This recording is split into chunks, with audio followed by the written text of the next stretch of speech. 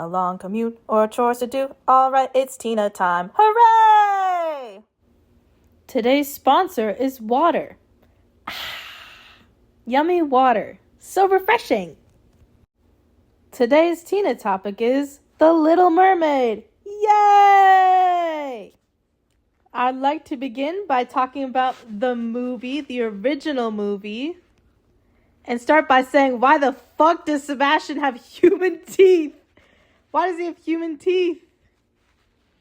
And also, you know how Ariel gets that statue of Eric because it falls when the ship fucking burns and sinks?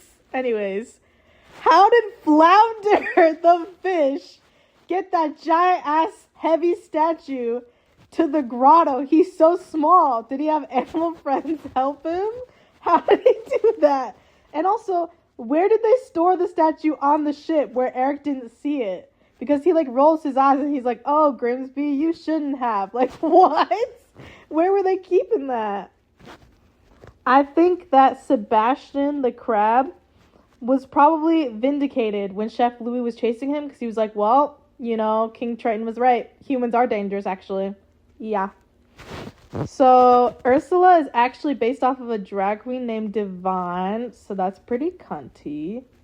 And you know what? It has to be said, most important thing about The Little Mermaid is that Ariel did not leave her home of the sea for a man, okay? She is an anthropologist, and she was isolated and manipulated, and I don't like when people say, oh, she just left because she wanted Eric. Sure. Romance exists. Love at first sight exists. I'm all for that. But also, have you considered that she has been collecting human stuff for years? Ariel has red hair in the movie because I believe the year prior there was a movie called Splash and it had a blonde mermaid and they wanted to make her blonde, but they needed something that would pop against the blue background of the ocean. So they're like, you know what? Let's try making her a redhead. And they liked it. The original book by Hans Christian Andersen is so much darker. At the end, it's a tragedy. She turns into sea foam. And, when she gets her legs, it's described as, walking on knives.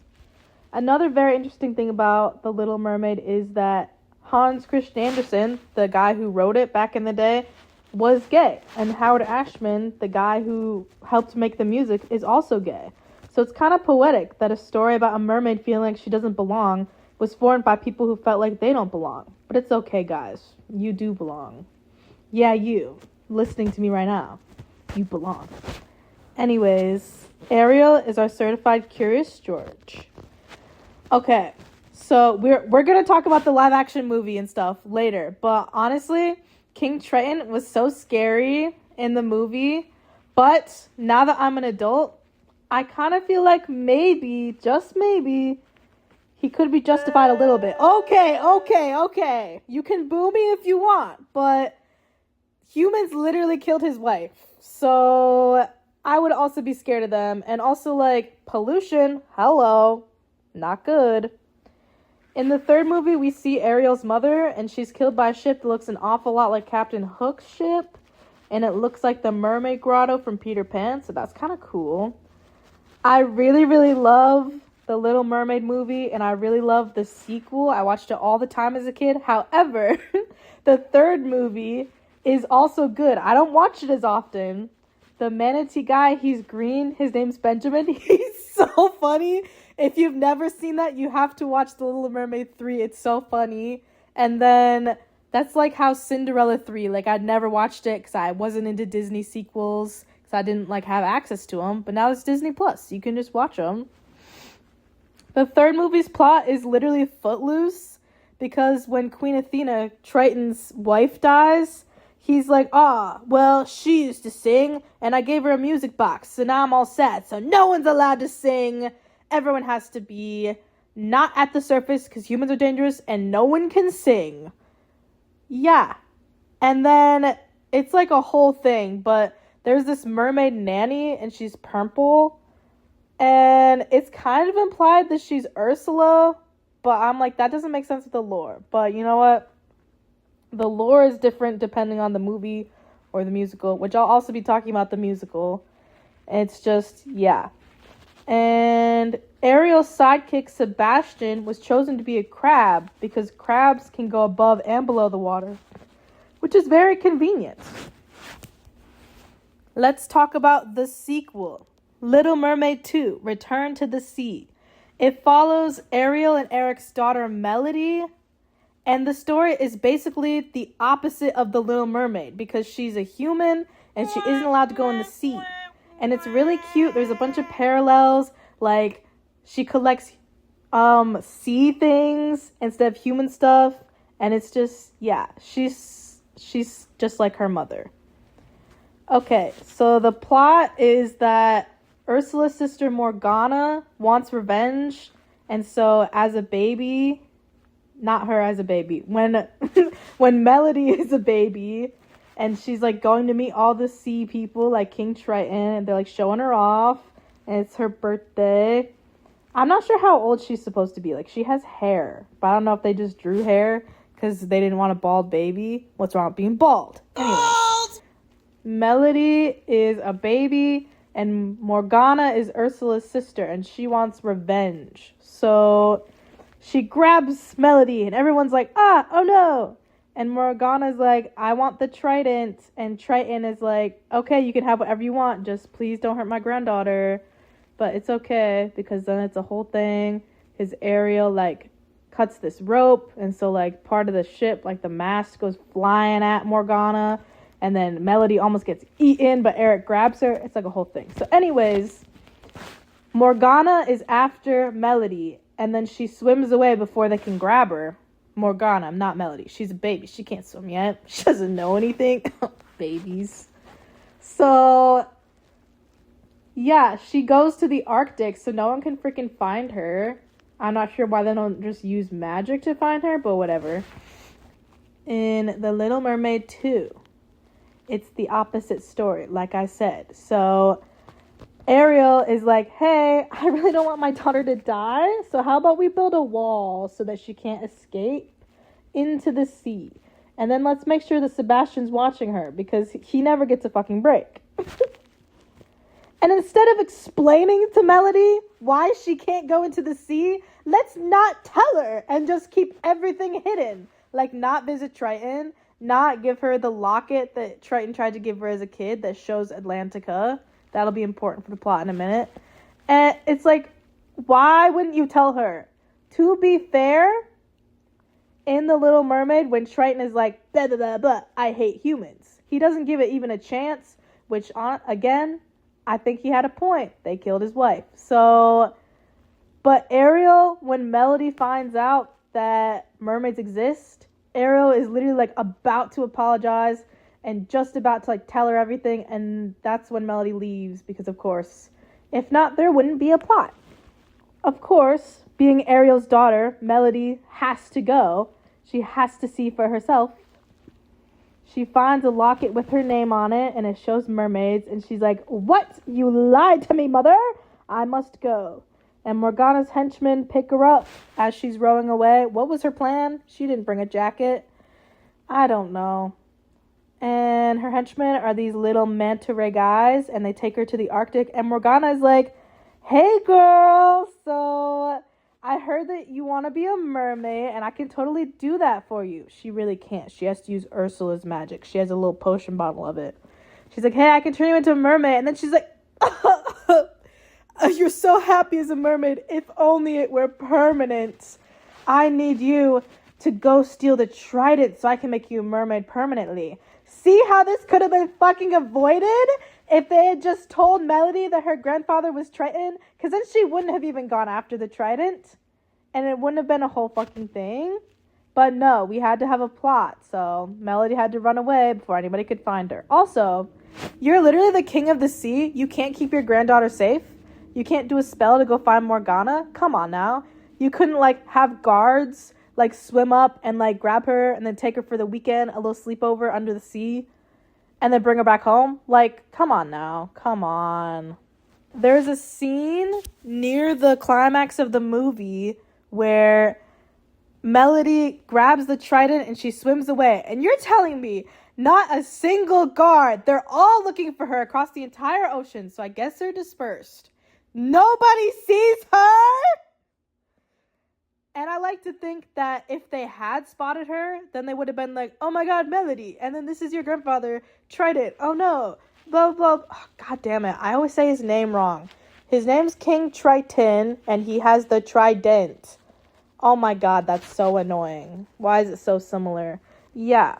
Melody totally steals the trident and gives it to Morgana. And then Morgana uses it to create these ice spikes. Because again, they're in the Arctic. And oh no, we can't do anything because she has a trident. And she's making all the fish people, the mermaids if you will. They're making them bow to her. And who's the only person that isn't a fish person? Melody. So she gets the trident back. And it's actually the voice actor for Melody is the same voice actor as Twilight Sparkle from My Little Pony. So that's a fun fact. Fun! And the songs are so good. I love the duet the Melody and Ariel have together. Where it's just like, damn, Melody, I would have told you. I have to find you so I can explain and apologize. I'm like, yeah, you should have. All this could have been avoided. Oh, I forgot. I was looking up tropes with The Little Mermaid, and there's some good ones, like Cain and Abel is Ursula and Triton. That'll make sense later, though, because originally they were actually supposed to be siblings, and in the musical, they're siblings again, and in the live action, they're siblings again. So, the Freudian trio. Ariel is the id, fiery and emotional. Sebastian is the superego, strict and logical. And Flounder is the ego, laid back and rational. And I just want to give some appreciation for Ursula right now. She is a true villain. Every villain nowadays is somebody's mom or their grandma. And then it ends with them hugging. I love Encanto, don't get me wrong. But like, why is every single movie about generational trauma now? Not saying it's bad, because I like all those movies coming out now. But like, I want a villain. I want a villain to die at the end. And then we say, haha. Boogly boogly! Another interesting thing about The Little Mermaid is if you look, Ariel's shells are purple and her tail is green. But all of her sisters, the shells and the tail match. It's just another way to show that Ariel is like out of place. And they actually hand drew every single bubble in the original movie, which is insane to think about. And that's another reason Ariel has long hair, is because they had to show that she's underwater, so she had to have really long hair. The animators have even talked before about how her bangs just don't make sense, because bangs can't have that much volume. So I think that that's why they gave Triton long hair and a beard, because then you can see it's underwater. When you watch the movie, notice how flowy it looks. It's cool. And there's so many bubbles. On to the musical. I'm definitely going to remake this video or make another one later when I'm better at making videos, because I just love The Little Mermaid musical and there's so much to dive into. So I wrote down some of my favorite things about it. So there was an original Broadway musical in 2008. And that had the song Good Times Back, where Ursula's like, I want the good times back when I was in charge and I had so much power and I was abusing it and it was lovely. But then they had a different musical. They like redid it, a European version. And that's Daddy's Little Angels is the song that Ursula sings. And she has 6 older siblings, sisters actually, just like Ariel. And she kills them all. She literally kills her way to the top to get the trident. Because in the musical, in both versions actually, Poseidon is her dad and Triton is her brother. So in the original version, Triton and Ursula are siblings. And Poseidon, their father, gives Ursula the magic shell and gives Triton the trident. And then Ursula abuses her power. And Triton is like, well, you can't be doing that, so gotta give you the boot. Get out of here, go get banished. Other version of the musical, it's still Poseidon, but like he's sick. And so somebody has to take over power, and Ursula's like, I want it to be me. But little Triton is just a little baby, so she's like, I don't need to kill him. It'll probably be fine. And then he comes of age, and he's like, hey, girl, you can't be doing this evil stuff, actually. You have to not do that. I have to banish you now. Yeah. So, she's evil. At the beginning of the musical, they added a song for Ariel. Actually, I'm pretty sure. Don't quote me on this. I didn't look it up. So the first song that they added is called The World Above, and it's just Ariel singing about the surface, and she's just like, the sun is great, and this is where I belong. And it's great. Because it, again, adds that Ariel did not just leave for a man. She was isolated. She was manipulated. Because Ursula's evil. Yes. So Scuttle actually gets 2 songs in this musical. They're very funny. One of them's called Positivity. And yeah, it's great. I believe there's a couple versions. I know for a fact, actually, that there's a lot of versions of the musical recorded and on YouTube. And I've watched a lot of them. And I really like the junior versions. Because you can tell how good of a budget they had. And like what, if it's the Little Mermaid Junior or not. Because of how Triton acts. Because he's a very angry character, and I think anger is fascinating in theater. And it's very fun to play angry. And you can tell it's a low-budget production if it's just a boy being like, "Aw, Ariel, why would you do such a thing?" Yeah. In Part of Your World, Ariel sings about the material things that she has, like all of her thingamabobs. But she also is like, but who cares? I want more. She wants to be amongst the humans. She is an anthropologist. And my favorite line from Part of Your World is, bet they don't reprimand their daughters. Because Ariel, her father is so angry at her, so she's like, I can't go home. What am I supposed to do? And then Flotsam and Jetsam are like, hey, what if you come hang out with Ursula? And she's like, my aunt, but isn't she evil? And they're like, no. And Flotsam and Jetsam get a song in the musical called Sweet Child. They have some very nice harmonies. And they're just like, oh, Ariel, just come on. Ursula's totally going to help you. So, because this is a musical and it's underwater, sometimes there's puppets, sometimes there's flying. They actually used Heelys. They used Heelys in the original Broadway musical, but they called them merblades, and that's so fucking funny. Anyways, so it depends on what your budget is and where you have the musical. Sometimes there'll be flying, sometimes there'll be puppetry, like, you don't know. So the scene where Ariel saves Eric is really funny, because sometimes it just cuts to black, and then it like, the light comes up, and they're just on the beach now. Because it's like, yeah, we don't need to show them swimming. No, that's too difficult. Eric gets his own song. It's called Her Voice, where he sings about needing to find the woman that saved him. The World Above, the song from the very beginning, has a reprise, and it's King Triton like, the world above is dangerous, and you can't go there. Humans are bad. And Ariel's like, oh no. And he destroys the grotto. Why would you do that? So mean. I would like to point out that in Poor Unfortunate Souls, the song gets faster and faster as it goes along because Ursula is desperate. She needs to get back at Triton, not only because he's her brother and betrayed her by not letting her be evil, but because she wants her power back and she wants to be in charge and abuse it. So yeah, Poor Unfortunate Souls gets faster and faster because Ursula is what? Manipulating Ariel. Honestly, I don't know how mermaid age works. I don't know if 16 is actually young, because when she's like, I'm 16, I'm not a child anymore. Maybe that isn't a child in mermaid logic. You haven't thought about that. In like The Little Mermaid 2, Melody is a human and she's 12. I'm like, yeah, that's a child still. But when are mermaids adults? I don't know. Beyond My Wildest Dreams is Ariel's inner monologue. We are going to be talking about the live action movie because there's a song there that has her internal monologue. But Ariel wears the pink dress, and it's great. She talks about how lovely the human world is and how Eric is so handsome. And then Eric has a song called One Step Closer, and he talks about how dancing is a language that is felt instead of heard. And then later, so they don't do the whole Vanessa plot in the musical because that would be pretty difficult, and then you have to have a whole other actor.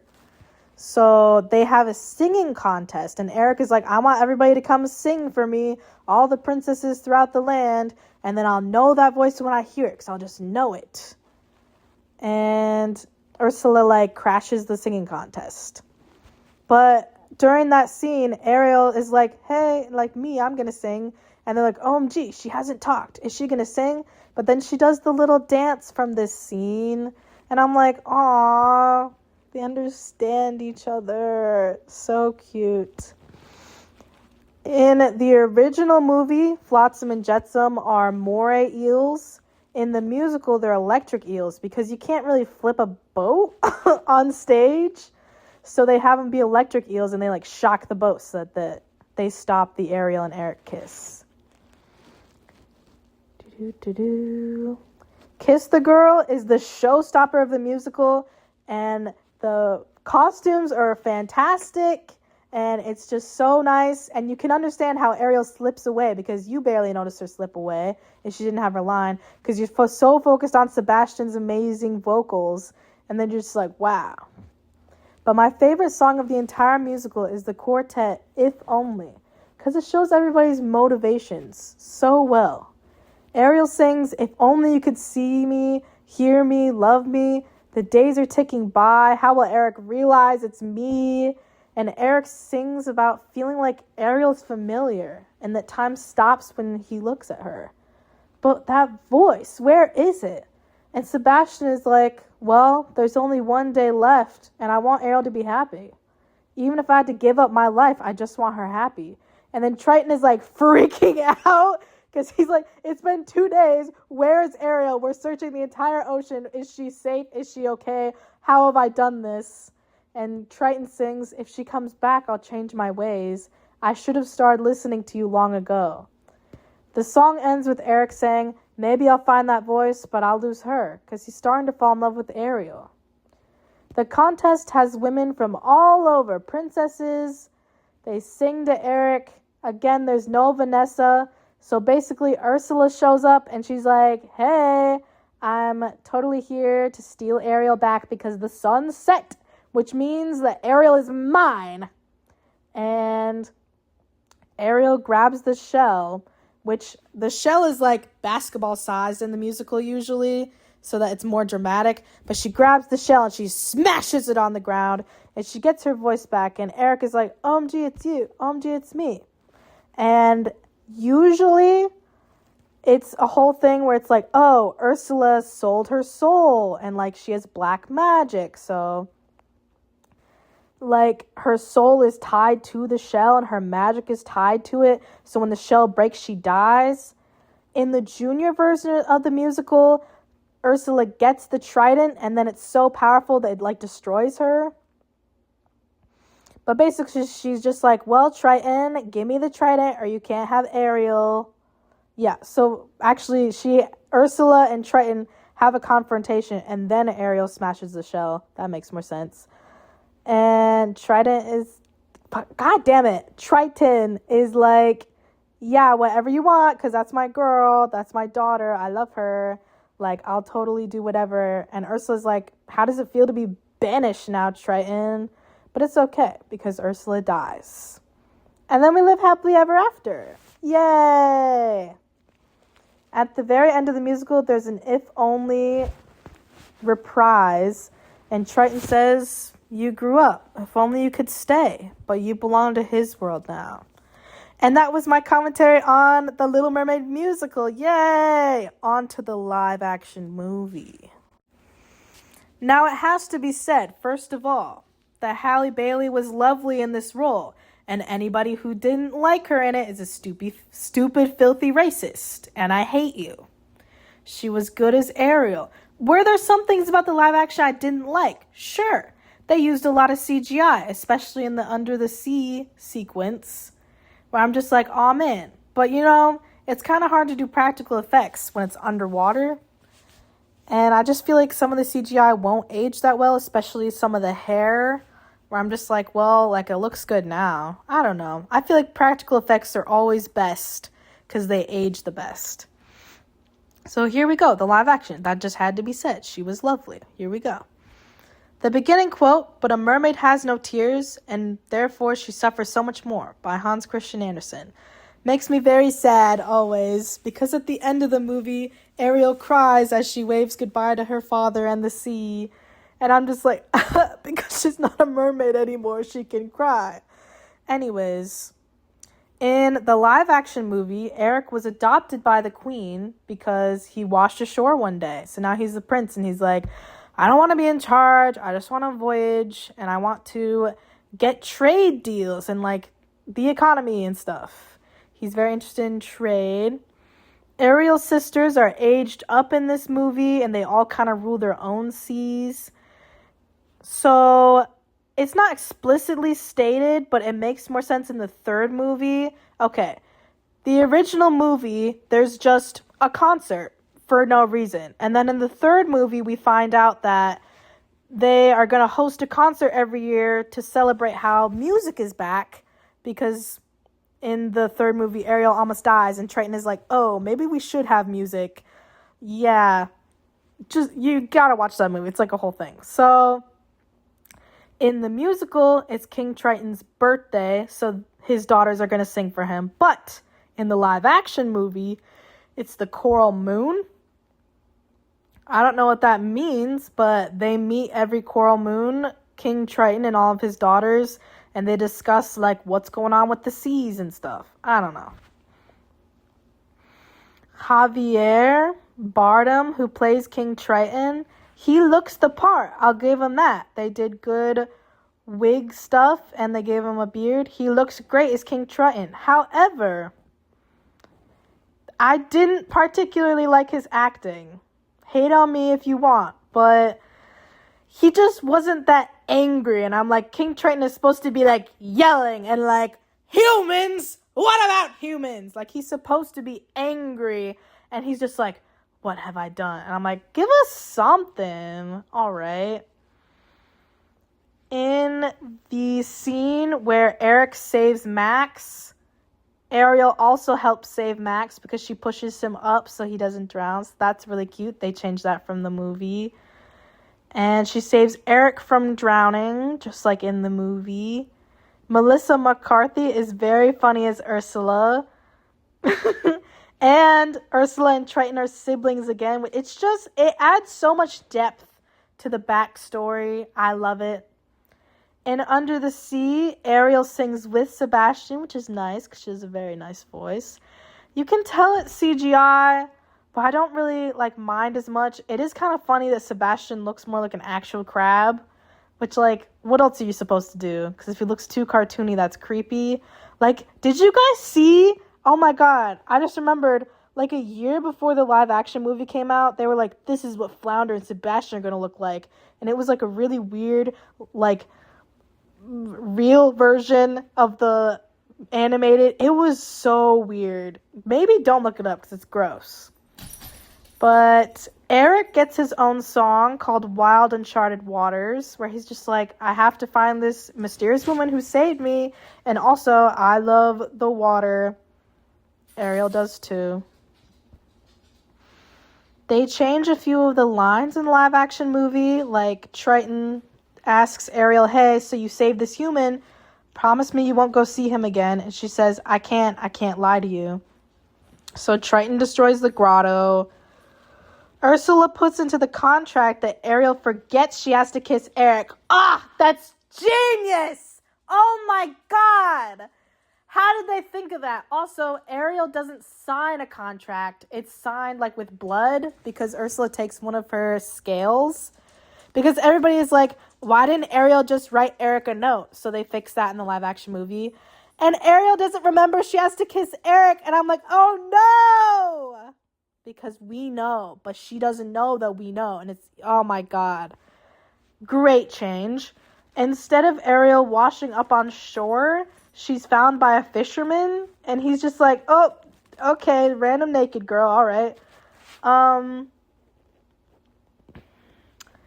There's Ariel's inner monologue is shown with the song For the First Time, which is really good. I'm pretty sure, yeah, it was Lin-Manuel Miranda who worked on this movie, helped with the music, and he's a fantastic composer.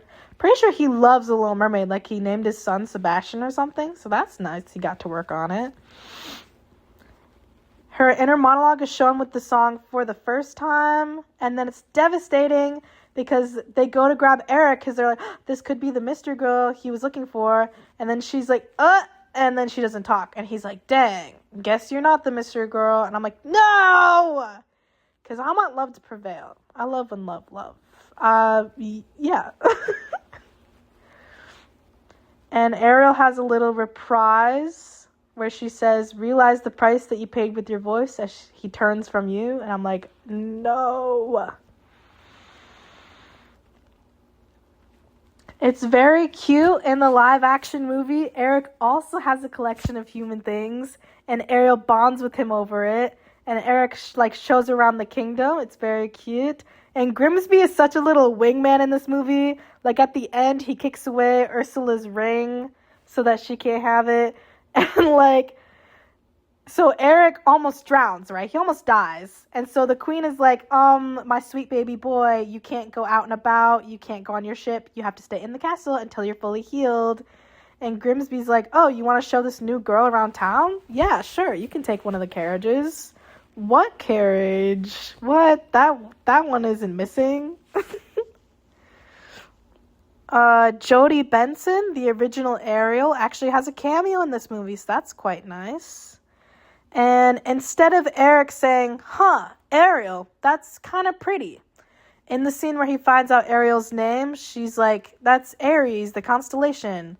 And then she flicks her finger on his lips, so he says Aries, Ariel. Oh, Ariel.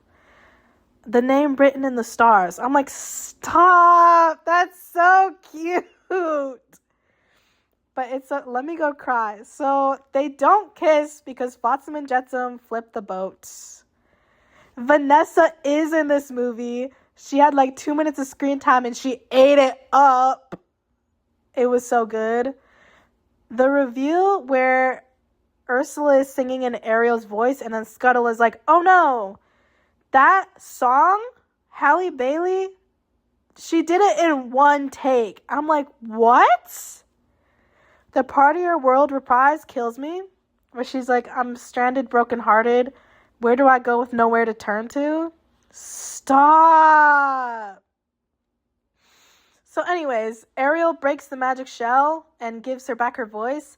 And she's like, oh my God, Eric, I have to apologize. I have to do that. Blah, and I'm a mermaid and blah, blah, blah. But then the sun sets. Of course it does. Because drama. So she turns back into a mermaid. And then the whole confrontation between Ursula and Triton. But then it's okay. And Ursula becomes big again, just like in the original movie.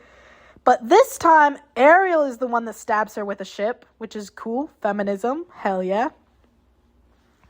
But for some reason, they're like, well, guess Ariel and Eric have to say goodbye. And then there's a good minute where it's just like, huh? Is this the end? Is this a tragedy or something like the original?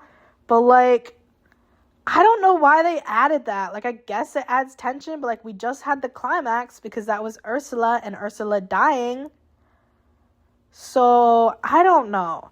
But then the queen of the land people, I don't remember the name of the town or the kingdom. I don't know. I should know that. I love The Little Mermaid. Anyways, she's like, well, our worlds aren't meant to be together. And then 2 minutes later, she's like, wow, Ariel, you made me think that our worlds could be together. I'm like, why was that not at the beginning of the movie or something? Where it's we can't be... Okay. So anyways, King Triton is like, Ariel's sad. And she's not my little girl anymore. She's all grown up. So I'm going to give her legs. She doesn't wear the sparkly dress, guys. I'm sorry. She doesn't wear the sparkly dress from the original movie. That would have been so nice. It would have looked so good. But alas, It is cute, though, because Eric throws a stick for his dog, Max. And then he's like, oh, where's Max? And then there's Ariel, and he's like, what? And then they're in love, and it's great. I don't know if it's explained. Okay, you know in the original movie, the, like, little guys, the scary little polyps at Ursula's lair, I don't know if it's explained what those are, and, like, in the live-action movie, if that's what Triton turns into, because he just kind of, like, dies for, like, a couple minutes.